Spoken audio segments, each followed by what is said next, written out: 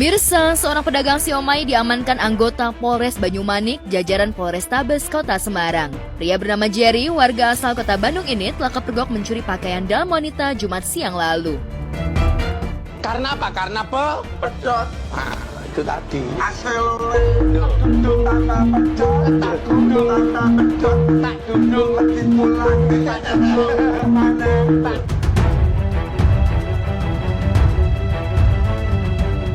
Polisi mengamankan pelaku dan barang bukti yang diamankan sebanyak 675 pakaian dalam milik perempuan dari berbagai jenis. Pakaian dalam wanita bekas tersebut dibungkus sarung dan satunya berada dalam tas ransel. Ratusan barang bukti tersebut ditemukan di rumah kontrakan pelaku di daerah Tanjung Sari, Kelurahan Sumurboto, Kecamatan Banyumanik, Semarang, Jawa Tengah. Jujur kalau saya menjadi korban, saya itu kecewa, bingung dan juga marah. Kenapa celana dalam itu bisa dicuri gitu loh.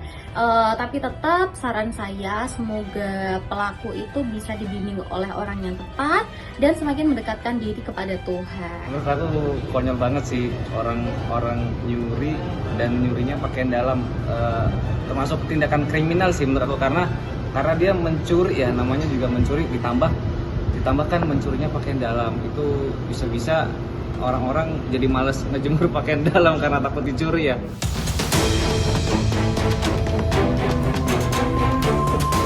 Aksi terakhir dilakukan masih satu lingkup dengan tempat kontrakan pelaku. Awalnya pelaku menonton siaran pertandingan sepak bola U23 Piala Asia sekitar pukul 2 dini hari. Kemudian pelaku keluar rumah untuk melancarkan aksinya dengan cara mencari sasaran rumah kos dan warga. Pelaku beraksi dengan menaiki pagar rumah dan mengambil pakaian dalam wanita sebanyak 3 pieces. Usai mencuri, warga di luar rumah sudah menunggu pelaku. Semoga atas semua kejadian ini pelaku bisa diberikan hukuman yang pantas oleh pihak yang berwajib dan pelaku bisa jera dan tidak melakukan hal tersebut lagi. Dan untuk para korban tetap sabar, tabah dan tetap semangat. Terima kasih.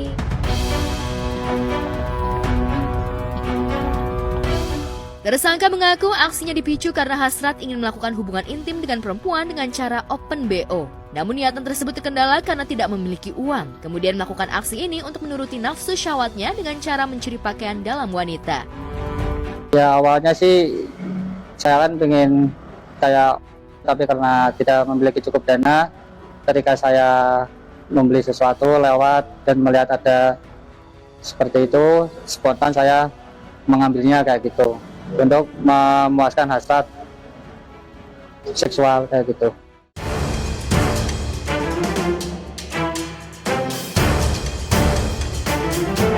Masih dari Kota Semarang, tua-tua keladi makin tua makin menjadi. Ungkapan tersebut sepertinya layak disematkan pada pria setengah baya yang tertangkap warga usai menjamret kalung emas milik anak-anak yang ada di lingkungan pemukiman Puncang Gading, Semarang, Jawa Tengah.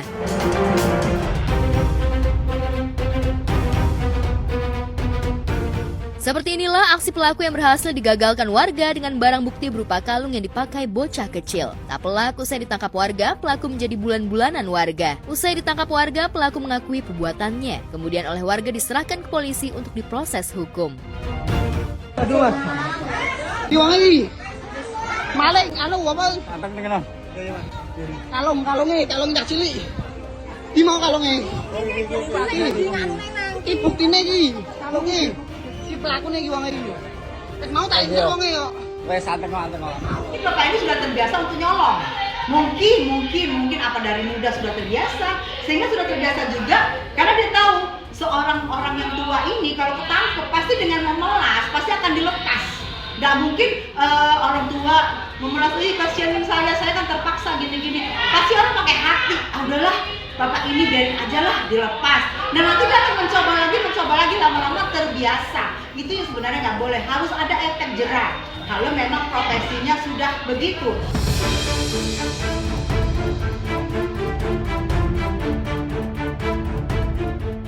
Sementara itu viral, seorang ayah berinisial D nekat mencuri susu di gerai minimarket di Jalan Sumantri, Brojonegoro, Kelurahan Payo Lebar, Kecamatan Jelutung, Kota Jambi. Ia ditangkap polisi setelah ketahuan oleh penjaga toko tersebut.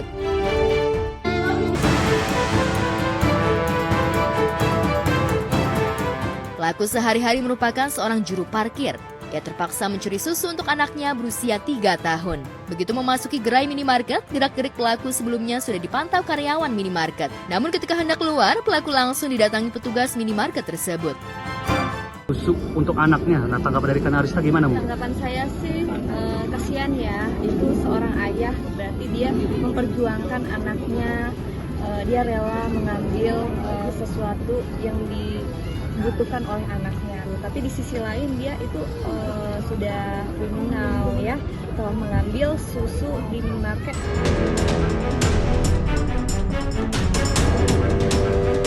Usai menangkap pelaku, petugas minimarket langsung melapor ke polisi dan tidak lama kemudian polisi bergerak cepat datang ke lokasi. Berdasarkan hasil interogasi, pelaku dengan terpaksa mencuri susu untuk kebutuhan anaknya. Warahmatullahi wabarakatuh. Selamat siang rekan-rekan. Bahwa hari ini ya tepatnya pukul 13.06 terkait perkara pencurian susu yang terjadi di Induk. Jadi yang namanya maling, maaf, bukan hanya karena ada kesempatan, tapi juga sebagian besar karena kebutuhan. Dan ini adalah satu fenomena yang memang bukan hal baru, amat sangat menyedihkan gitu saya secara pribadi. Karena apa? Karena memang di negara kita ini garis kemiskinan masih sangat besar sekali. Kalaupun dia bekerja pun gaji hanya mencukupi untuk 1 minggu kebutuhan.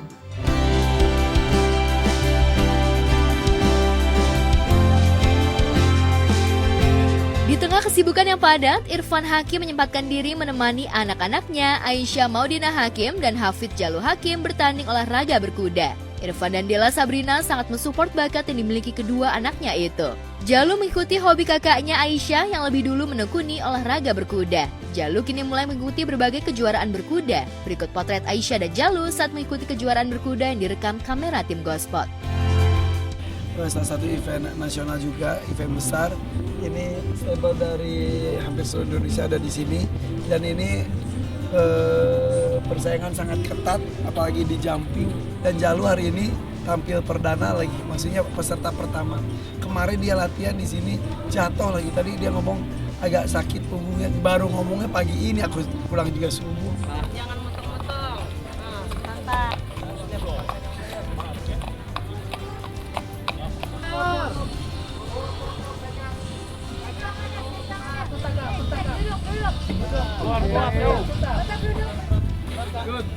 Udah clear aja dulu ya.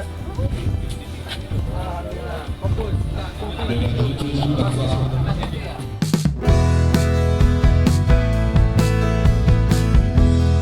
Dengan penuh ketekunan dan kesabaran, Irfan dan istri menemani buah hatinya itu saat menekuni hobi berkudanya. Sebagai orang tua, tentunya Irfan sangat mensupport anak-anaknya, apalagi ditambah Aisyah yang kini menjadi atlet berkuda untuk PON DKI. Sebagai orang tua, Irfan dan istri mendukung anaknya untuk menjadi atlet berkuda.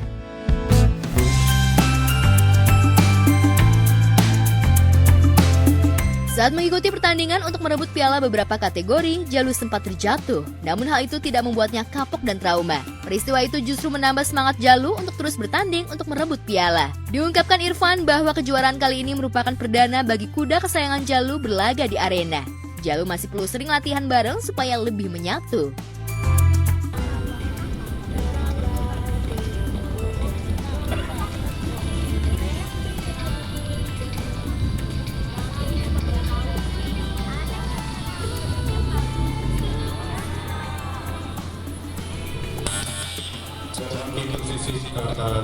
Jadi tadi tuh challenging banget ketika pakai kupi kuda itu tuh kuda impor WB dan kebut banget. Nah ini kan tadi gue bilang harusnya gue remnya kekencengan dari awal, jadi dia nggak bangun twing. Tapi dia mau happy aja.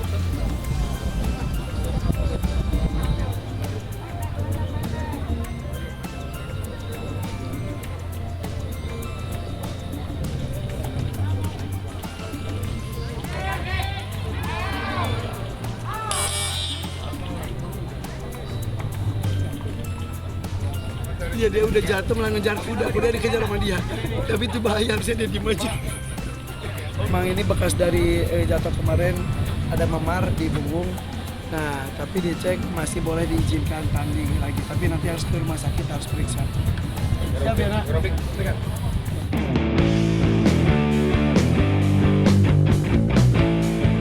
Jalu yang berusia 9 tahun itu mengikuti kelas jumping perdana. Sebelum ikut kejuaraan, Jalu tampak semangat mengikuti pemanasan. Ia didampingi oleh pelatihnya yang menunjukkan arah dengan beberapa lintasan pelang yang harus dilalui. Irfan bangga, Aisyah berhasil menjadi juara 1, sementara Jalu menduduki posisi ketiga.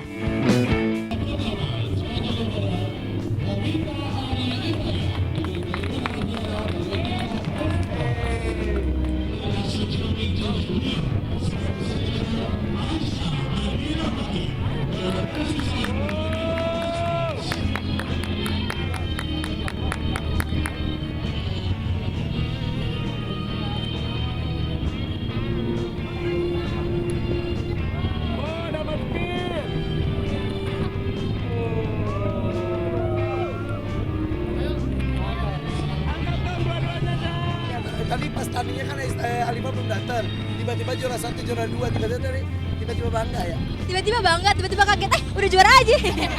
Tapi nanti dia bakal main lagi 2 kali ya? Lagi, ya.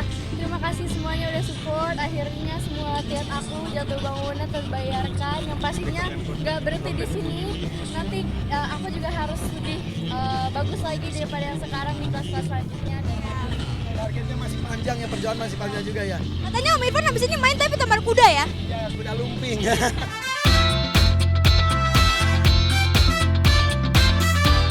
Irfan memberikan reward atau penghargaan khusus berupa hadiah kuda impor kepada buah hatinya jika berhasil menjadi juara 1 di berbagai kejuaraan. Hal itu dilakukan Irfan untuk merangsang anak-anaknya dalam mencetak prestasi. Tidak tanggung-tanggung, Irfan mengkoleksi 13 kuda berprestasi di rumahnya. Terbawa arus positif jadi atlet. Atletnya bukan atlet apa-apa juga, atlet nasional, jadi ya beban juga, dan ya udah akhirnya kita orang tua harus menyediakan fasilitas itu, salah satunya dengan belanja kuda terus.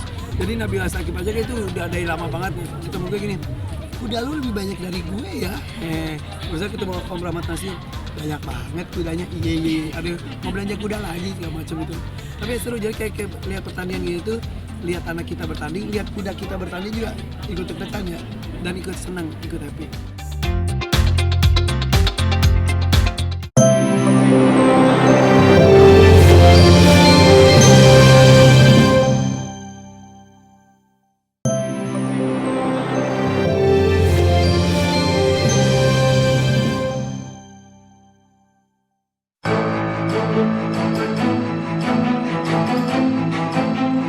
Aksi heroik petugas keamanan di Stasiun Cibatu, Kecamatan Garut, Jawa Barat menjadi perhatian warganet lantaran ia berhasil menyelamatkan seorang bocah yang berlari mengarah datangnya kereta.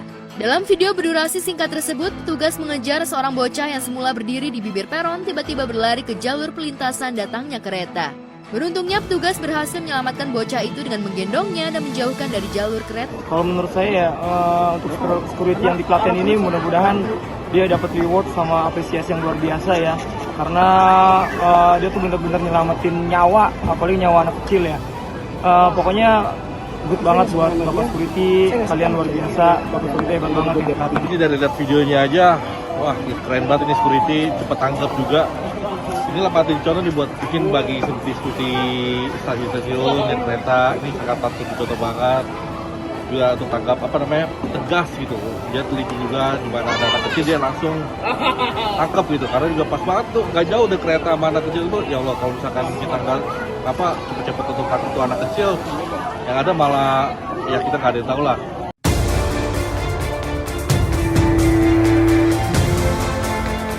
Ketahui petugas tersebut bernama Fahmi Suparman yang bertugas sebagai petugas keamanan dalam di Stasiun Cibatu. Kabarnya jika bocah tersebut memang menggemari kereta, hingga ia secara spontan berlari ketika melihat kereta api datang. Dan bocah itu juga luput dari pantauan orang tuanya saat bermain di perlintasan kereta api.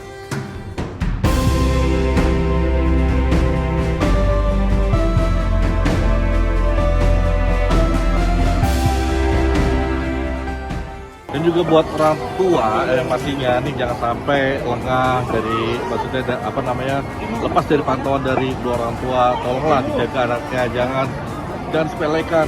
Iya kan, karena anak kecil nggak tahu orang tuanya di mana gitu, juga nggak ngerti, tiba-tiba dia di tengah rel tapi bapak security yang di Klaten ini benar-benar langsung sigap, langsung nyamperin anak kecil itu dan nyelamatin nyawanya.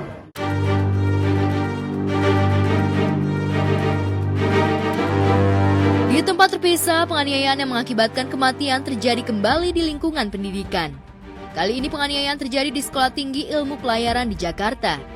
Siswa tersebut berinisial PSAR yang diduga dianiaya oleh seniornya bernama Tegar Raffi Sanjaya. Tak ayal kejadian ini pun menjadi perhatian warganet. Kini pelaku telah ditetapkan menjadi tersangka dan ditahan.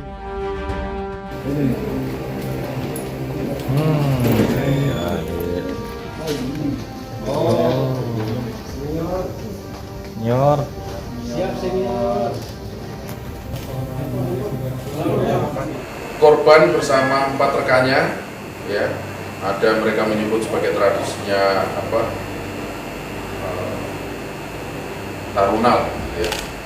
Ada penindakan terhadap junior karena dilihat ada yang salah menurut persepsinya senior. Kumpulkan kemarin itu ada 5 orang. Nah, korban ini adalah korban yang mendapatkan pemukulan pertama dan yang 4 belum sempat. Tetapi pun demikian kita tetap melakukan pemeriksaan visum terhadap 4 rekannya. Ya. Saya sangat terpukul. Udah jadi nanti. Apalagi mati anak saya, kayaknya kurang wajar. Mohonlah bagi yang pihak yang berwenang bisa membantu. Agar kasus ini jelas. Komunikasi tanggal 1 hari pas liburan dia kan. Sempat PA aja ya. PA aja. Nanyain itu juru sepeda motornya biar dipasang strip motor. Sama ibunya sering ya. Yang terakhir di tanggal masih ada jadi.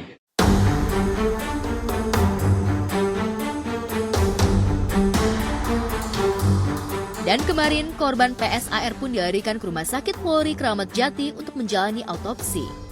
Terpantau sejumlah keluarga dari korban turut mendampingi proses berjalannya autopsi. Keluarga korban tiba sejak Sabtu dini hari. Sampai saat ini, pihak dari keluarga masih menunggu hasil autopsi dari RS Polri Kramat Jati dan berharap pelaku diberikan hukuman sesuai. Rencananya, setelah proses autopsi selesai, jenazah akan dipulangkan ke keluarga dan disemayamkan di Bali.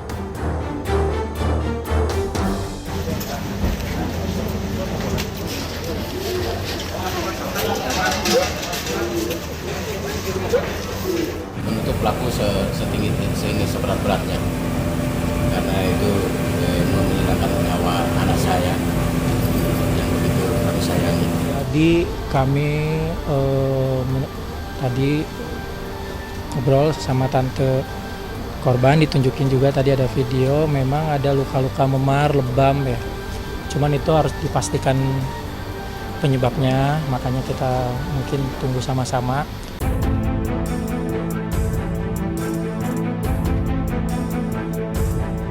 Kasus perpeloncoan hingga mengakibatkan korban jiwa di Sekolah Tinggi Ilmu Pelayaran Jakarta Utara menambah rentetan kasus kekerasan di institusi pendidikan, khususnya kedinasan. Aturan ihwal pencegahan dan penanggulangan kekerasan perlu diperluas agar tak hanya berlaku di lingkup Kementerian Pendidikan, Kebudayaan, Riset, dan Teknologi semata. Di sini sebenarnya tidak ada perpeloncoan, jadi kita sudah hapus semua perpeloncoan.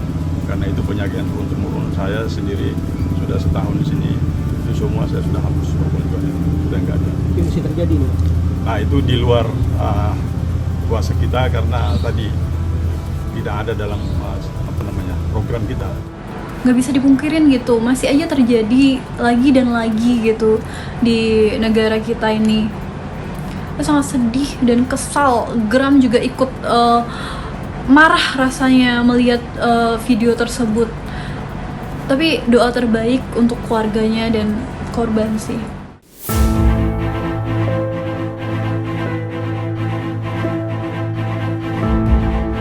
Di lain peristiwa, kisah nelangsa dialami oleh seorang wanita yang harus meratapi kesedihan lantaran anak pertamanya meninggal. Yang paling menyesakan dada adalah sikap abai yang diperlakukan sang suami yang terlalu mementingkan game ketimbang istri dan anaknya. Kisah itu diunggah oleh akun Nurhayati Henna Art di laman TikTok. Dalam sebuah foto yang bernarasi, jika suaminya itu kerap bermain game hingga larut malam, sedangkan diminta tolong untuk begadang gantian membuatkan susu untuk anaknya, ia mengaku capek dan tak pernah mau. Bahkan suaminya itu pun selalu cuek, tak pernah ada waktu untuk istri dan anaknya. Yang ada di kepalanya hanya bermain game. Hingga akhirnya anaknya meninggal. Dan kalau aku jadi istrinya, aku udah minta cerai pasti. Karena untuk apa hidup kayak begitu? Jadi dia lebih mentingin games daripada rumah tangganya, daripada istrinya atau anaknya lah yang lebih penting kayak gitu. Menurut aku itu perlu ke psikolog, perlu periksa kejiwaan kayaknya. Ada kejadian anaknya meninggal pun dia tidak tahu. Wah, itu sangat merugikan sekali kalau menurut saya. Kenapa saya bilang bisa bilang seperti itu? Itu kan berarti kan judi online itu bisa merusak otak dan pola pikir kita yang sehat jadi nggak sehat kan. Karena tak kuat dalam kubang derita dan sikap acuh sang suami, wanita itu pun akhirnya memilih untuk berpisah dari sang suami. Bisa jadi itu kayaknya belum siap jadi seorang ayah, belum bisa menjadi kepala rumah tangga. Makanya lebih baik kayaknya nggak perlu dipertahankan deh orang kayak gitu menurut aku ya. Sementara itu, Kiki Saputri mulai bangkit dari rasa kehilangan calon buah hatinya. Pasca mengalami keguguran beberapa waktu lalu, semua pola hidup yang tak bagus Kiki ubah. Dari mulai menjaga makan dan kini rutin menjalani olahraga. Tak hanya itu, ia juga kabarnya membatasi pekerjaan. Ya, yang pasti belajar dari pengalaman kemarin, pola makan, pola hidup. Makanya kalau teman-teman lihat sekarang aku jadi sering olahraga. Karena kan kalau dulu kerja, pola tidur nggak katur, pola makan juga nggak katur. Akhirnya terjadilah penyakit ya gitu. Makanya sekarang lebih aware sama kesehatan diri sendiri. Dan juga nggak banyak stres. Banyak stres dalam arti gini, dokter tuh bilang, Kiki ini tingkat stresnya tinggi, padahal aku nggak ngerasa stres. Ternyata kalau kita pelawak itu kan otaknya mikir, nggak berhenti ya. Kalau kita ngejokes itu, nah itu adalah salah satu bentuk tingkat stres. Jadinya sekarang lebih dipilih-pilih pekerjaan yang tingkat resiko mikirnya tinggi atau diselang-seling. Jadi kalau dulu kan misalnya satu hari bisa 3-4 kerjaan, sekarang agak diminor jadi satu aja, satu hari satu gitu. Ikut kayak program angkat beban, terus juga sama suami di rumah olahraga ya tiap malam gitu kan. Ini olahraga bener bang.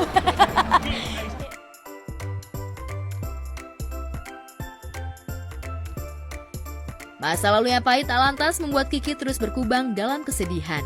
Dari semua pola hidup yang sehat, benarkah Kiki bakal kembali menjalani program hamil? Kalau aku sih programnya masih produksi setiap 3 hari sekali ya. Jadi nggak ada program khusus. Kalau aku sekarang penting cek kesehatan rutin. Karena waktu itu kan kejadiannya karena ada kista juga. Mungkin teman-teman udah pada tahu. Nah, aku lebih concernnya ke situ. Jadi bukan yang program untuk hamilnya belum. Jadi diserahkan pada yang Maha Kuasa, kapan dikasihnya aku terima.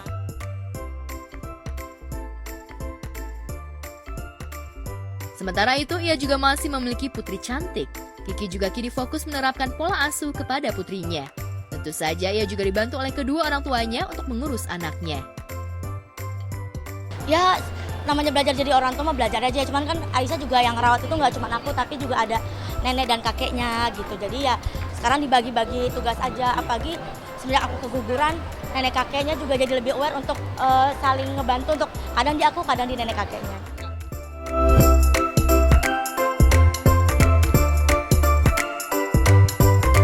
Desta dan 3 anaknya tampak bahagia bisa menikmati pertunjukan tokoh kartun masyhur. Tak hanya menonton, Desta dan trio Strong diajak naik mobil gandeng bersama Donald Bebek, Mickey Mouse, dan sederet tokoh kartun lainnya. Semburat kebahagiaan tampak terpendar di wajah ketiga anak Desta. Bahkan mantan suami dari Anastasia, Rizky, itu pun larut dalam kebahagiaan.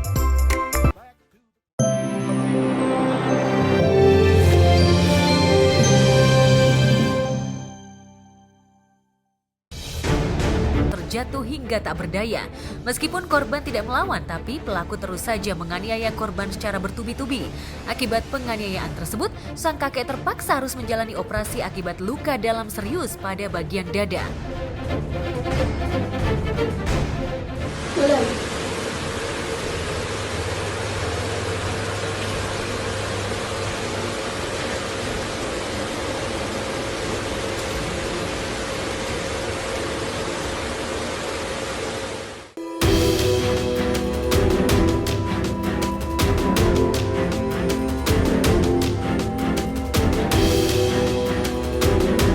Dalam video viral yang diunggah oleh akun Facebook Ernie Ilyas, berdurasi 1 menit 34 detik, tampak seorang kakek mengendarai becak menjadi korban penganiayaan. Aksi penganiayaan ini pun terekam kamera CCTV warga. Peristiwa ini terjadi di Kelurahan Tanjung Tiram, Batubara, Sumatera Utara. Sama-sama ini yang keluarga. Yang keluarga. Rambulan. Sama-sama ini yang keluarga. Yang keluarga. Apa bawa becak itu untuk bawa apa? Bawa kayu ke distribusi. Nah, Rojo apa? kayu becak lah. Bawa becak. Iya.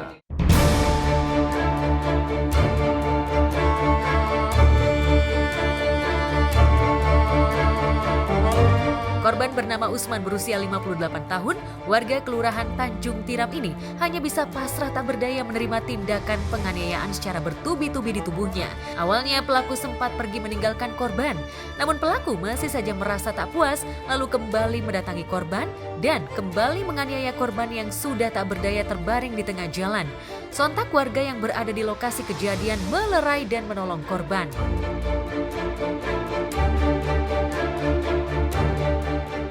Terkait video viral yang kasus penganiayaan kemarin pada hari Senin pukul 12 siang yang dianiaya Pak Surya kalau salah namanya dengan pelaku si Il.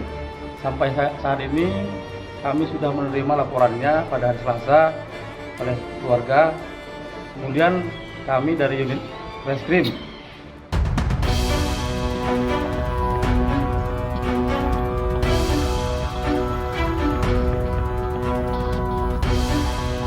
Akibat penganiayaan ini, korban mengalami luka sobek pada bagian kepala, luka memar pada bagian mata kanan, dan pada bagian dada kanan mengalami luka dalam serius. Hingga saat ini korban masih dirawat inap di salah satu rumah sakit swasta di Batubara, Sumatera Utara. Kepada tim MNC Media, korban mengaku awalnya pelaku tak terima disuruh minggir sedikit agar tidak tersenggol oleh becak yang ia kendarai. Lalu pelaku marah dan langsung menyerang dirinya. Akibat tendangan pelaku, korban mengalami luka dalam serius pada bagian dada kanannya yang mengakibatkan korban susah bernafas dan terpaksa harus menjalani operasi.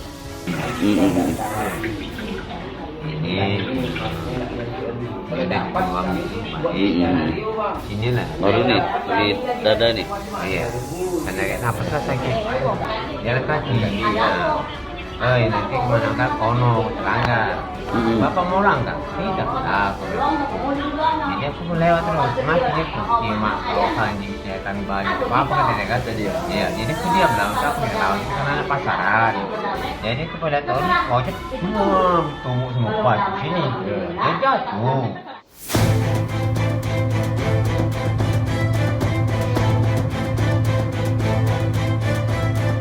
Kapolsek Labuan Ruku AKP Riswanto mengatakan bahwa diketahui pelaku berinisial IR. Laporan terkait kasus ini sudah diterima dan saat ini pelaku sedang dalam pengejaran polisi. Keluarga korban berharap agar pelaku segera tertangkap dan diberi hukuman yang seberat-beratnya. Tim melaksanakan pengejaran sampai saat ini. Korban saat ini di rumah sakit. Pelaku untuk identitas sudah tahu dan masih kami di tempat dia bersembunyi.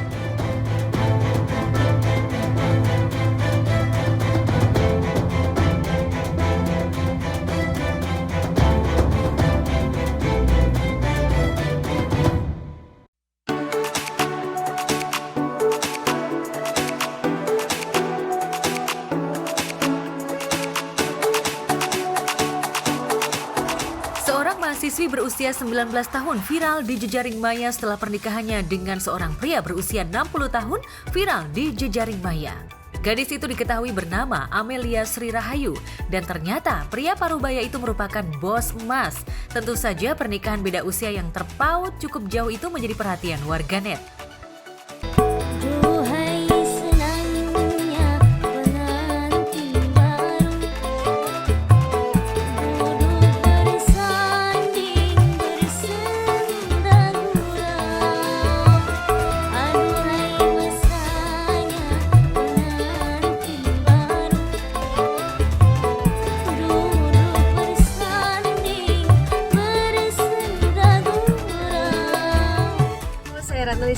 mau menanggapi kisah yang viral, yaitu seorang mahasiswi umur 19 tahun dinikahi oleh bos emas umur 60 tahun. Jadi selisih usia mereka itu terpautnya 41 tahun.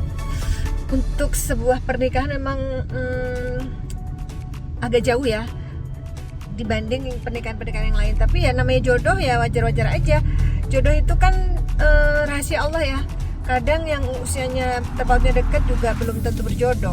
Udah pacaran lama. Ini mungkin pacarannya nggak lama, tapi ya Allah buktinya membuat mereka sampai ke pelaminan gitu. Berarti ya mudah-mudahan ini memang jodoh yang terbaik untuk kedua belah pihak. Jadi untuk kalian yang umur 40 tahun tapi belum menikah, jangan sedih, jangan kecil hati. Mungkin jodohmu belum dilahirkan. Oke, tetap semangat. Assalamualaikum.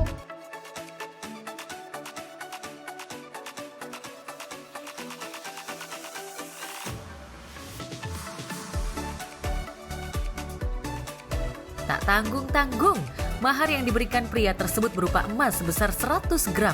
Kabarnya Amelia ternyata masih berasal dari satu desa yang sama dengan mendiang istri bos emas bernama Jumar Muammar yang telah meninggal dunia.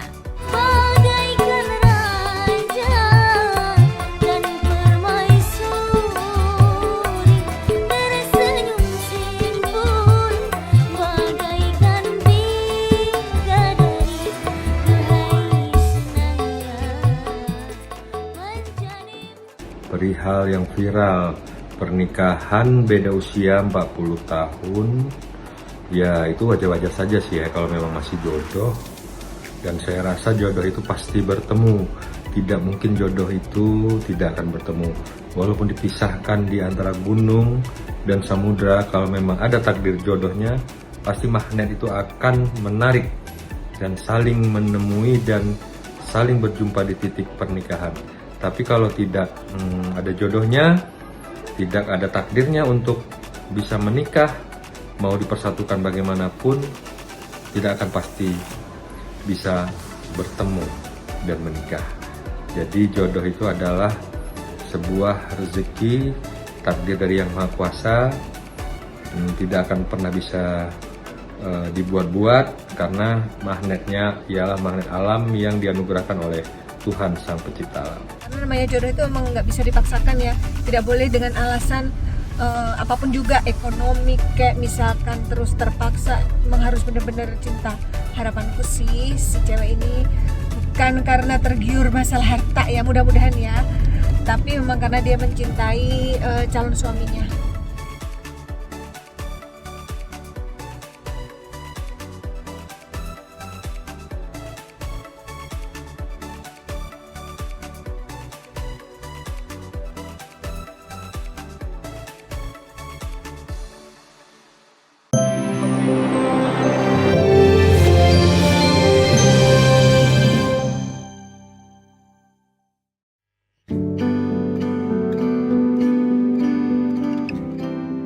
Sementara itu di lain peristiwa yang tak kalah viral, yakni sejumlah foto yang memperlihatkan penyanyi lawas Betharia Sonata yang tengah terbaring sakit di ranjang rumah sakit juga tengah viral di media sosial.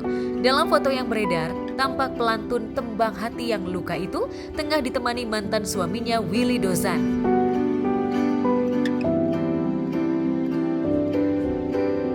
Ya itu awalnya kan pada saat ulang tahunnya Nia Daniati ya, ulang tahun nyanyi, kok suaranya agak berubah. Ini saya dapat informasi dari Nia Daniati langsung ya. Jadi suaranya agak berubah, terus agak aneh aja. Terus kayaknya lemes. Duduk, kalau bicara mungkin agak sedikit kurang nyambung ya. Jadi langsung dibawa ke rumah sakit. Video yang diunggah akun TikTok @kagetwa yang mengunggah ulang postingan salah satu portal gosip yang menduga kalau Betharia Sonata tengah mengidap sakit stroke. Ya ada gejala, baru gejala stroke ya. Tapi alhamdulillah kok ini hari keempat ya, sudah ada perkembangan membaik. Alhamdulillah.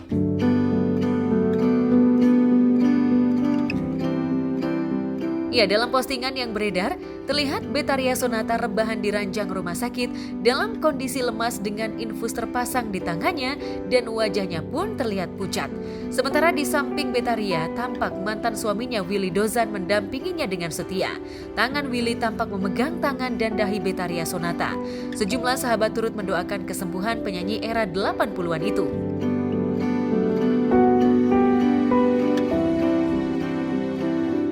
Kelihatannya udah ya, harus menjaga pola makan, pola pikir, pola tidur, kesehatan. Ya kalau udah umur seperti saya juga kan harus menjaga semuanya lah. Nah, kita lagi izin sama rumah sakit ya, kayaknya udah sedikit membaik ya, sedikit membaik. Jadi ya mau kalau bisa ya istirahat di rumah lah, lebih nyaman. Ya, saya cukup salut sekali ya dengan pasangan ini, Kak Betharia Sonata dan Willy Dozan. Walaupun sudah berpisah tetapi tetap kompak. Dan saat ini saya cukup kaget juga karena mendapat kabar kalau Kak Betharia Sonata lagi jatuh sakit dan Bang Willy Dozan membesuk ke rumah sakit. Itu salut sekali ya. Mereka walaupun sudah berpisah lama tetapi tetap kompak, tetap akrab, tetap menjaga hubungan baik. Menjadikan contoh juga buat teman-temannya dan masyarakat gitu kan. Buat Kak Beta, saya doakan semoga Kak sembuh supaya bisa beraktivitas kembali.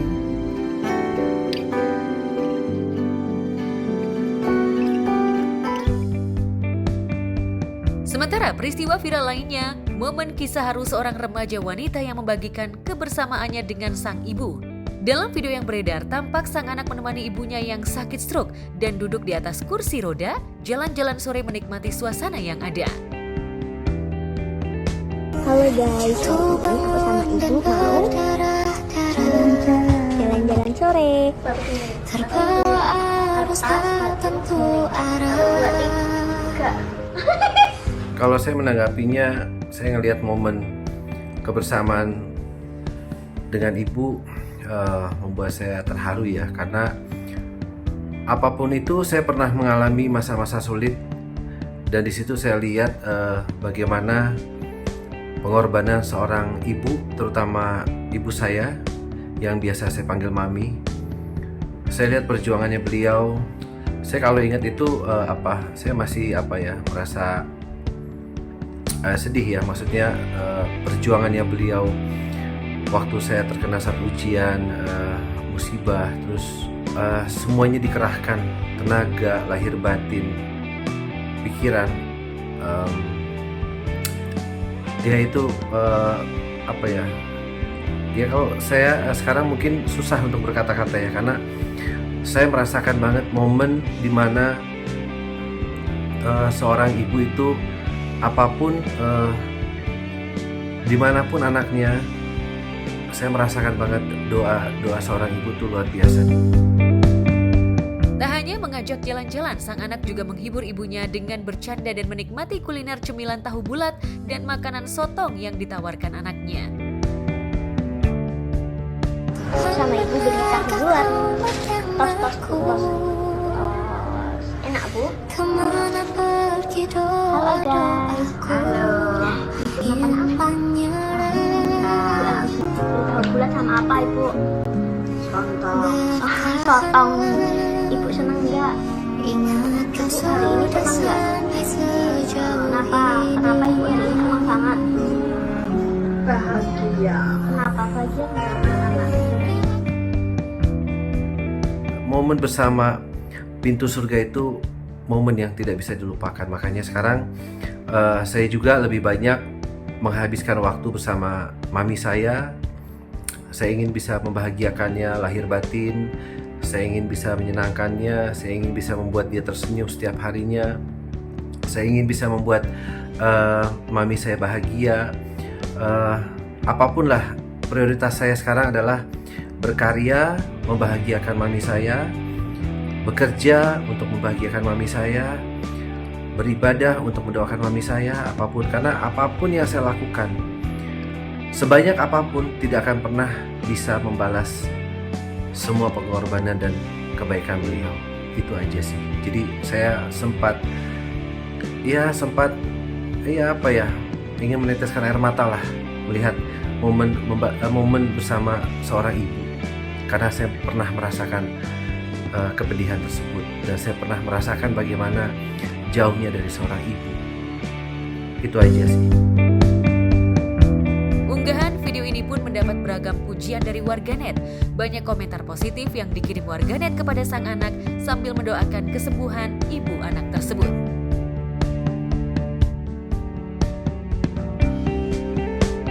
Melihat video seorang anak membagi momen kebersamaan dengan ibunya membuat aku secara pribadi kangen dengan ibuku. Orang tuaku yang lagi ada di rumah, I love you so much. Dan ini menjadi pelajaran juga, tontonan yang sangat positif bagi masyarakat, bagi anak-anak muda saat ini. Selagi ada waktu, selagi masih ada orang tua, yuk manfaatkan waktu bersama mereka, bagi momen kebersamaan kalian yang terindah dengan orang tua. Seorang anak perempuan yang berbakti kepada ibunya, yang merawat ibunya dengan baik banget dan tulus kayaknya, walaupun ibunya lagi dalam kondisi sakit dari kursi roda. Aku tuh kayak miris, kayak nyes gitu, karena aku ingat pengalaman aku dulu sama mama aku. Jadi mama aku juga 4 tahun yang lalu meninggal itu gara-gara sakit juga ginjal, dan memang aku yang merawatnya gitu. Jadi aku gimana ya, jadi teringat lagi gitu, dan aku salut dan respect banget buat si mbaknya itu yang ngurus mamanya, dan aku yakin banget pasti hidup mbaknya tuh penuh dengan keberkahan. Ya pokoknya aku doain buat mbaknya itu semoga mendapatkan sesuatu yang memang diinginkan dan baik, dan penuh dengan kebaikan di hidupnya, dan buat mamanya semoga diberikan kesembuhan.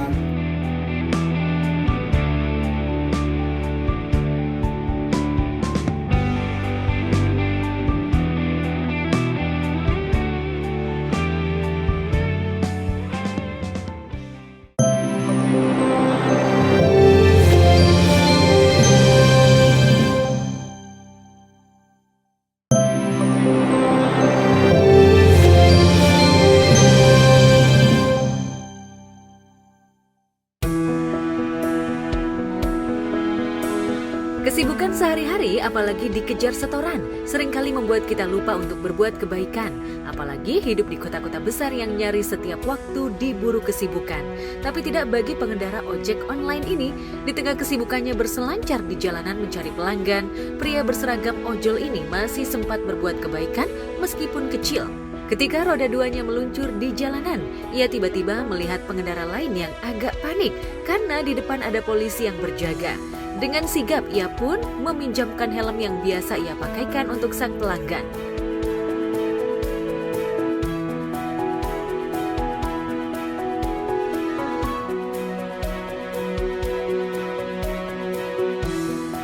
Tapi tidak menolong. Anda menolong untuk supaya lolos dari bapak polisi. Tapi selanjutnya kalau helmnya sudah Anda ambil lagi dan terus beliau mbaknya terjadi kecelakaan, apakah itu juga akan membuat mbaknya selamat?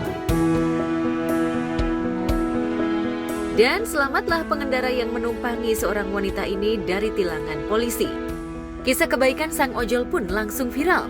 Warganet pun memuji kepekaan si tukang ojol. Apalagi kalau kena tilang, berapa uang denda yang harus dirogoh pengendara di sampingnya. Paling enggak kalau udah ngasih helm sama dikasih tahu, harus dari sebelum keluar rumah sudah bawa helm. Helm sudah dipakai, jangan ditaruh di depan ini kalau ada polisi baru dipakai. Taatlah berlalu lintas, bro. Kisah kebaikan meski dalam bentuk bantuan sekecil apapun tetaplah punya makna. Seperti juga yang dilakukan motovlogger ini. Saat sedang asyik meliuki jalanan lewat motor gedenya, sang pengendara tak tega melihat seorang anak SD yang mengenakan jaket warna ungu saat hendak pulang sekolah sambil berjalan. Dengan sigap ia pun menawarkan tumpangan agar si bocah bisa cepat pulang tanpa harus berjalan kaki di tengah terik matahari.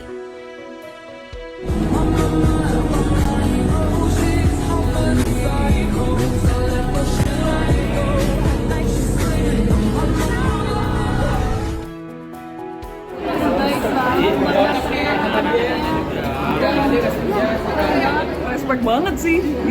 Ini berarti ayahnya ya? Bukan, motovlogger ya, baru kenal aja gitu. Bahkan nggak kenal gitu. Belum diketahui di mana lokasi pria membonceng, tapi dari video yang beredar tampak situasi perkampungan pedalaman. Warganet pun takjub seraya mengucapkan rasa terima kasihnya untuk orang baik. Makin banyak orang yang baik gitu, saling menolong orang. Bahkan nggak kenal, terus kita bisa melakukan kebaikan ke orang-orang yang kita nggak kenal. Kalau semua orang bisa memiliki mentalitas seperti itu, siapa yakin dunia ini akan jadi tempat yang lebih baik ya? Kebaikan memang tak akan pudar meski di tengah dunia yang kacau balau. Tapi bagaimana jika hati remuk dan kacau balau usai menyaksikan kekalahan pemain timnas Indonesia U23 dari Irak Kamis malam lalu? Ya, inilah beberapa cuplikan wajah-wajah patah hati setelah tim kesayangannya kalah dari Irak. Mulai dari yang menangis hingga tertegun tak percaya jika punggawa Garuda harus takluk di babak pertambahan waktu.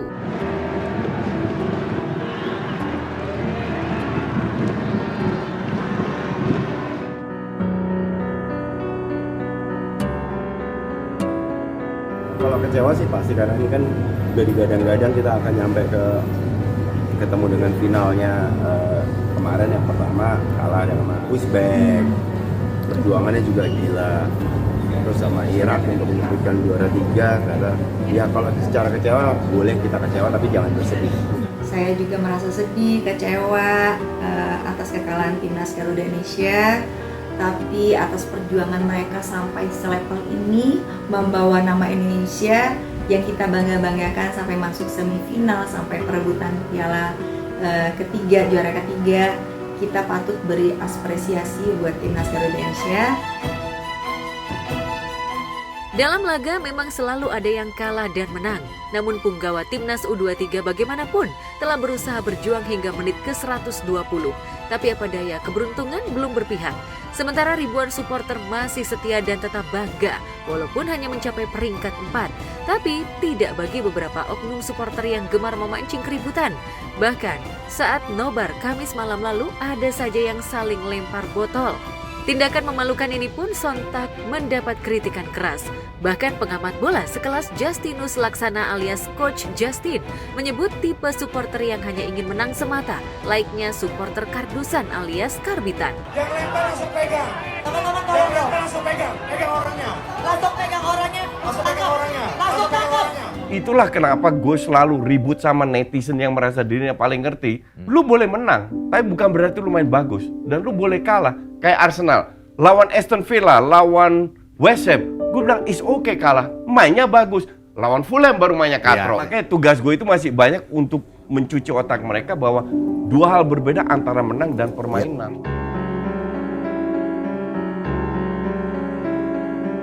Kekalahan memang amat menyisakan. Para fanatik yang bermimpi agar timnas U23 menjadi juara ketiga, agar mudah melenggang ke ajang olahraga bergengsi Olimpiade Paris, harus tetap menunggu laga playoff melawan tim dari benua Afrika, yakni timnas Guinea pada 9 Mei mendatang di Paris. Meski rasa patah hati tak bisa ungkapkan kata-kata, toh para pendukung timnas U23 tetap bangga atas capaian anak-anak Sintayong yang sudah masuk 4 besar Piala Asia 2024. Daripada terus meratapi perasaan ambiar, sejumlah supporter timnas pun memilih meneriakkan yel-yel dukungan dan kebanggaan pada timnas. Suara dukungan itu bahkan disuarakan Ibnu Jamil dan sejumlah artis lainnya. Bahkan sejumlah selebriti dan tim ofisial berharap jangan ada 1 atau 2 pemain yang dihujat. Sebab ketika menang, pesta bahagia bersama. Sebaliknya kalah pun ditanggung bersama.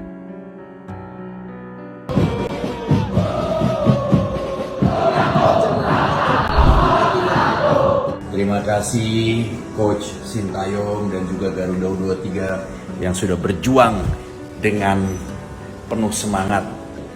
Kita akhirnya hanya mampu bisa mendapatkan peringkat keempat. Dan itu adalah peringkat terbaik, prestasi luar biasa. Untuk masuk di seperempat final juga sudah luar biasa dan sangat keren. Meski kalah dari Irak, bagaimanapun timnas Indonesia U23 tetaplah masih punya peluang. Peluang itu ada dalam babak playoff antar konfederasi.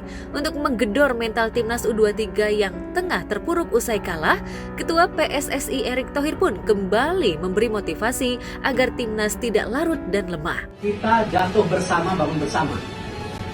Sepak bola bukan permainan 2 orang, permainan 11 orang. Masih ada 1 kesempatan. Kalian harus main kembali sebagai tim. Semua momen harus dimanfaatkan. Masih mau main? Masih. Ayo kita fight back, come on. Menurut saya Pak Erick Thohir yang kemarin menyemangati timnas walaupun timnas kita sayang sekali kalah, tapi menurut saya dukungan dari Pak Erick Thohir itu sangat membangkitkan semangat para timnas Indonesia kita untuk kedepannya lebih maju lagi, dan next pertandingan mungkin semangatnya membara lagi dan termotivasi lagi. Kita tetap bantu dan semangati tim Garuda Indonesia agar kedepannya lebih hebat lagi permainannya, lebih kompak lagi bersama tim-timnya.